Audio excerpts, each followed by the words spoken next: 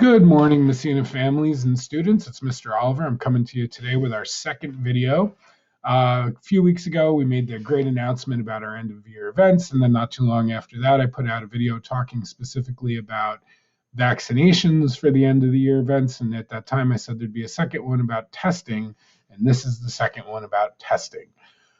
So to review where we're at, I've made the announcements already, and these are just as a reminder.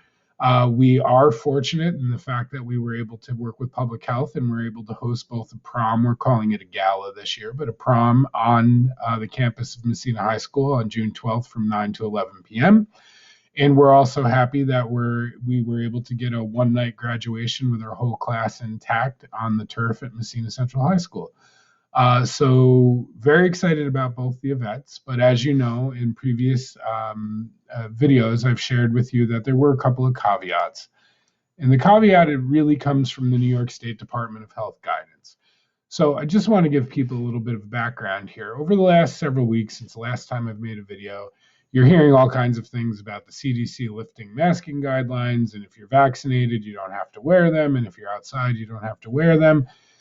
None of that is filtered down to the school yet. So the document that I still have to go to is the New York State Department of Health guidance on end of year academic celebrations.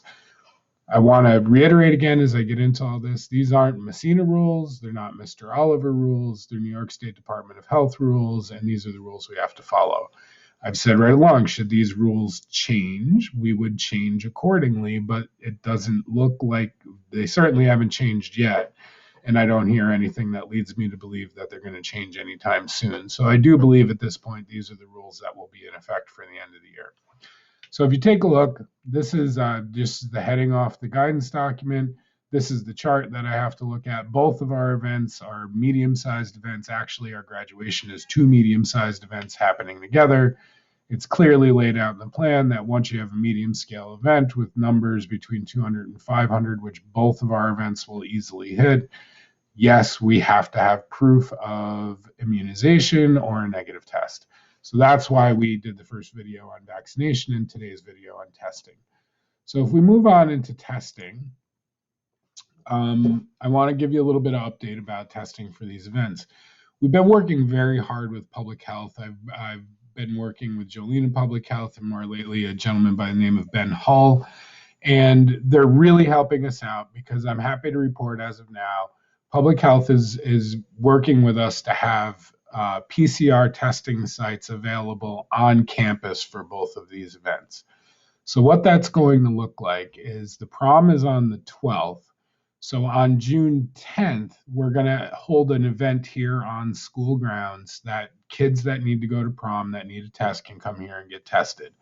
Public health has got capacity to not only take these tests, but turn the tests around in 24 hours, which means we'll have the results before the prom and everything will be set up and ready to go. There will be some registration forms and paperwork that I'll need to share with folks that need to do this. Those aren't ready yet. The exact times we're going to run this are not ready yet, but the date is penciled in for June 10th.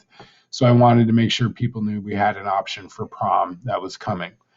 Obviously, if you don't get the PCR test, there is an option that you could get a rapid test within 6 hours of the event. That's still going to remain on families. I don't really see a way that the school's going to be able to put up a rapid testing site for the prom. It's not something that we're going to have the capacity to do. So for your head, there will be a testing site June 10th for the prom on campus. More details will follow. Public health is also going to support us with our graduation event by offering the same exact thing on grounds ahead of graduation. Obviously, the numbers we're talking about for graduation are much higher. So our PCR event for the graduation will actually be held on the 23rd. And this is actually being envisioned as a drive-up testing event that we'll set up right here on campus. Again, exact details to follow. The paperwork will follow. But I wanted to let our families know that we are working with public health, and we did confirm a date of the 23rd of a PCR testing site here on school grounds, and I'll get out more information as it gets closer, and I have the forms and everything that you'll need. Again, for graduation, if you don't get the PCR test, you don't have a vaccine, then you would need the rapid test. That has to happen within 6 hours of the event. That'll be, again, something that I'm not sure we'll be able to do here at school. So if you don't get the PCR and you don't have a vaccination, as I've said before, you're kind of rolling the dice on the rapid test. So that's where we are with those two events. Great news, public health is helping us with those PCR tests. I still recommend strongly vaccination and PCR are the ones that you can make sure you're ready to go for. If you rely on the rapid test, you're kind of rolling the dice and you may or may not be able to get one. So that's all I wanted to say about that. I'll get you more details about both of those as they get closer. I made my little calendar just to kind of review some things with you. So now we've talked about both vaccination and testing for the end of the year. If you look at a calendar, I made this yesterday. So as of yesterday, if you got the Johnson & Johnson vaccine, you would actually be fully vaccinated still before the prom or graduation. At this point, Pfizer, Moderna isn't going to get you either one of these. If you're getting the first shot of Pfizer or Moderna at this point, you're going to need a negative test for both prom and graduation. If you get the Johnson & Johnson this week, you'll still not need the negative test for either prom or graduation.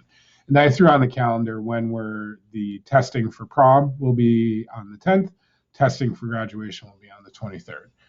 So to wrap this one up and hopefully not hit 20 minutes like I've done previously, as I just said, as of today, if you're going for vaccination, you can still get the Johnson & Johnson and be ready to go for both prom and graduation. I also said if you get Pfizer or Moderna at this point, you're not going to make either one of those two events, so you're going to need a negative test to go along with your vaccination. I want to thank Public Health for working with us to get these testing sites set up for our two events. It's a great thing. And if you have any questions about any of this, I just want you to give me a call here at school or shoot me an email. Once again, hope everybody's doing great. I thank you for spending some time with me today. And if you have any questions, as always, don't hesitate to reach out. Have a great weekend. Have a great Memorial Day. We'll see everybody soon.